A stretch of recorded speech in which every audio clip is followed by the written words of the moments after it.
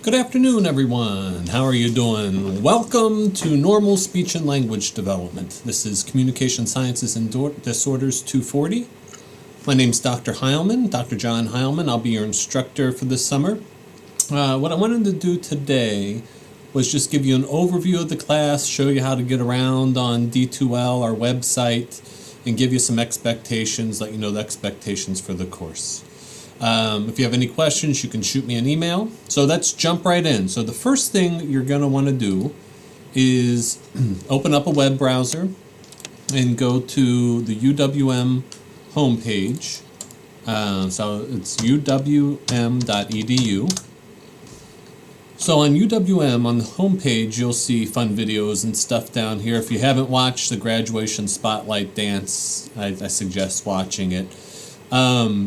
You want to go to this tab here, D2L. It stands for Desire to Learn, and that's our online, education. That's our portal that we use where we put all our stuff. This is where you'll be taking the class. So then, I think you all should have an ePanther account, UWM ePanther account. So you click on here and you put in your username and password and log in.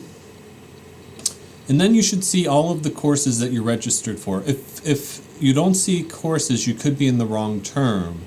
So this is showing summer 2016, which is the term we're in, but maybe it's still on spring, so you want to make sure that you are on summer 2016. And then you should see the course Normal Speech and Language Development, ComDis 240. So go ahead and click on this. When you get here throughout the semester, I'll put some news items. I don't have any news items yet. But there will be information here for you to see. So be sure to check this on a regular basis for some updates. The main information that you're going to get is under this content page. So here, this first tab is Course Overview Content. And this is where we have our online syllabus, the syllabus for the course, and some other documents. So I'm going to go ahead and open the syllabus. Two things you can do. You can just click on it and it'll open it up embedded within the browser. That works for most of the time. I personally don't necessarily like downloading it to my computer, but I like having it open in Word or PowerPoint. So you can say download and then you can say open it with Microsoft Word, for example.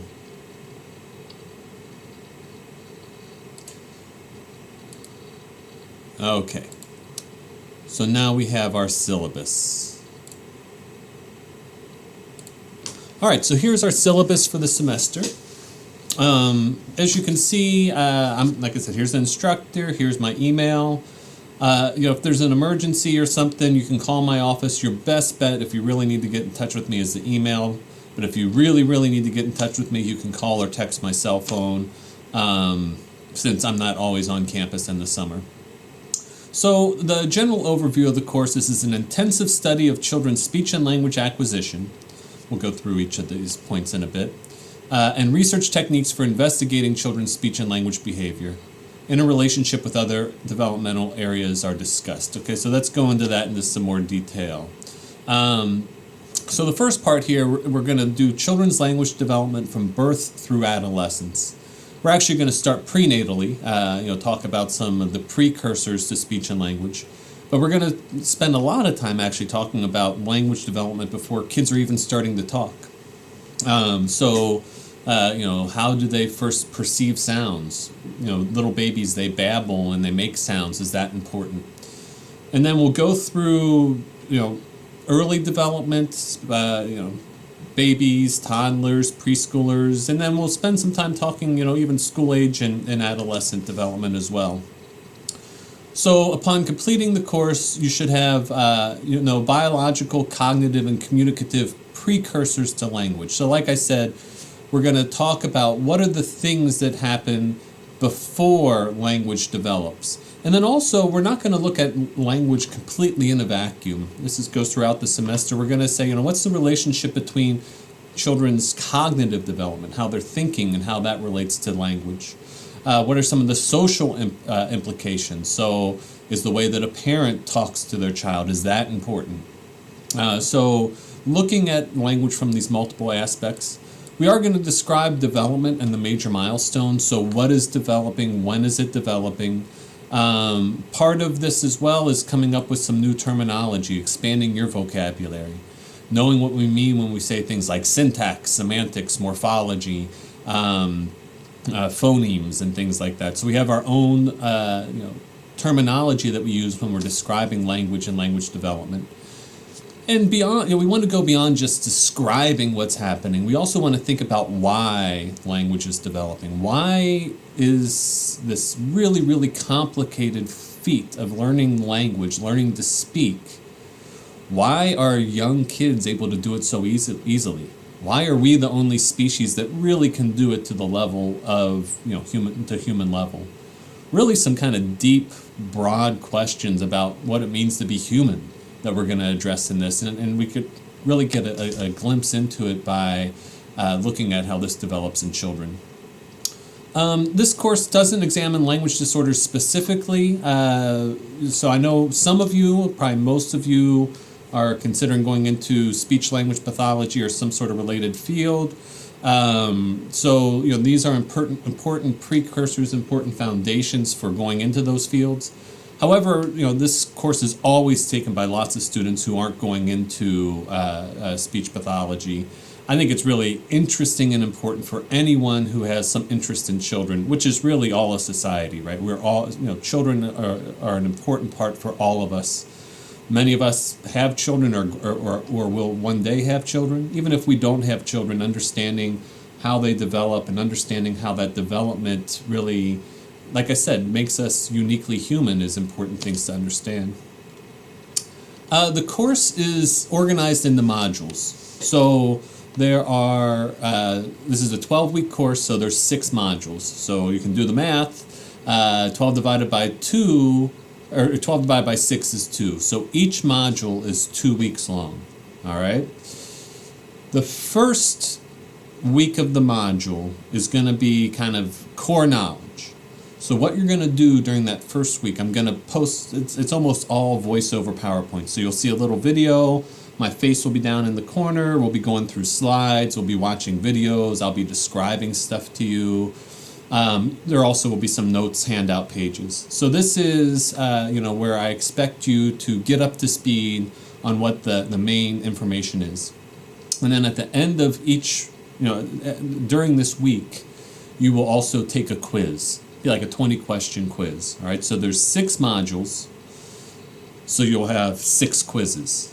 All right, and they're nice because it's kind of a low-stakes assessment. It's half your grade as these quizzes, but if you bomb one, it's not the end of the world.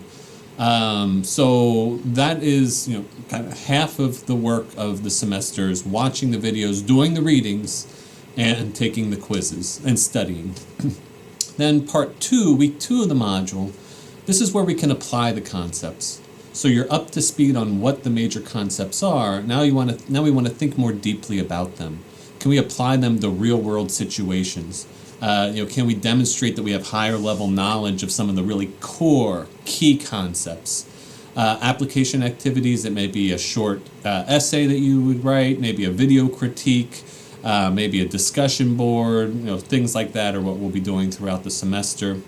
And these will be graded. I'll have rubrics available, and that's going to be worth the other half of your grade. So you'll have 6 assignments, and that's going to be, those 6 assignments together will be half of your grade. So real simple, real straightforward. Quizzes are 50% of your grade. These application activities are 50% of your grade. The course schedule here, here we have the 6 different modules and the dates. So in general, the modules will become available on Monday mornings at 8 a.m. or it's like 6 a.m. probably. That's when the content will be available, and you'll have through Sunday to complete it. All right. So this is what we call an asynchronous class. So you don't have to be on your computer at any particular time. However, you are expected to keep up with the work. So each week you're given some work to do. The readings, the videos, the quizzes. And you're expected to complete those. Now, if they're due at Sunday at midnight and you choose to do it from Sunday at 5 p.m. through midnight, that's your prerogative. Whenever you need to do it, you can do it, but you do need to keep up the speed. Now, that being said, if something happens, please let me know. I'm a reasonable person. I know that life happens. We can make some accommodations as needed as long as we have a valid excuse, a valid reason. So just be sure to let me know. So these are the 6 different modules at the beginning of each week. I'll make the information available and I'll give you, kind of a heads up about what's going on. We have our time requirement. This is kind of a generic 3 hours out of class for every hour in class. It's going to vary based on what your learning style is, how well and how quickly you can get through the material, but you should expect and not be surprised if it's 144 total hours a time. This is a GER class, so for UWM students who are taking this for a social sciences credit, you will get social sciences GER credit for this class. We do adhere to the UWM honor code. I do expect that you're going to, do your own work. You're not going to cheat. You're not going to work with other people. You're not going to plagiarize. If you're not familiar with our standard policies, I suggest you read through this. If any students, if you have a documented disability and you have, definitive guidelines, longer test taking times and things like that, be sure to let me know. Even if it's not a documented disability, be sure to let me know if there's anything I can do to help improve your ability to learn in this class. I really want you to have success. Like I said, if you have any issues, you can come to me. If there's an issue you have with me, you feel that you're being discriminated against, you feel that you're being treated unfairly, I really sincerely hope that doesn't happen, but if you do feel that way, you can either contact me directly or you can go on to the website here, the syllabus, and see what the due process is. You can contact the chair of our department, an associate dean or something like that, and get it taken care of. So that's the syllabus. I went through it kind of quickly. I definitely suggest that you read it carefully. We will also, a lot of what we'll be doing is discussion boards. So I do have my grading rubric here. You'll want to refer to this when you're doing your discussion board. A big thing is that initial post. That should really be like a term paper. When you're answering that first question, that's where the bulk of the grade is. It needs to be sufficiently long, at least 500 words. You need to clearly address the questions, use the appropriate terminology, write it well, and be on time. All right, so you can take a look at this to see what those expectations are. Let's see what else I want to show you here. Once we start the course, each of the modules will become available. And so, here you can see these are the videos: Intro to Speech and Language lecture, Speech Perception and Production lecture. Sorry about that. So if we click on one of these, a link to a video is going to come up. All right, here we go. Also, I also made available handouts, so it's going to have the slides, and then it's also going to have some notes next to it, so you can go back and refer to that as well. So this is going to be that first week, that first part of, sorry about that, the first part of the semester. I did put chapter 1 on here in case you don't have the book yet. That's the only chapter that I'm going to scan in and make available. So you do need to get the book. The book is really important in this. Other things, your quizzes. Here, I'll change it so it's like you see it. Quizzes are under this link here. Looks like I have to change the time. So after you finish the module, you can click on this and then you can complete the quiz. Quizzes you'll have, and so like for example, this one you have an hour to complete it. So once you start it, you'll have to finish it within an hour. If you have when we have little term papers, you can put those here in the Dropbox. And then to follow your grades along, you can go on this grades link and it'll show your grade throughout the semester. that's mostly what I think I have here. If you have any questions, like I said, be sure to let me know. You can go ahead and get started on the content this week. I'll do a detailed description early next week of everything, but if you want to start peeking ahead, if you want to do anything over the weekend, first thing I do would probably be read that first chapter of McLaughlin, maybe start watching some of those videos. Like I said, I'll talk you through it, I'll walk you through it. The official first day of class is on Tuesday, but if you want to get started ahead of time, you can. So that's what I have for you today. I hope you're having a great day. I hope you're enjoying your day. If you have any questions, be sure to let me know, and I will talk to you soon. Bye.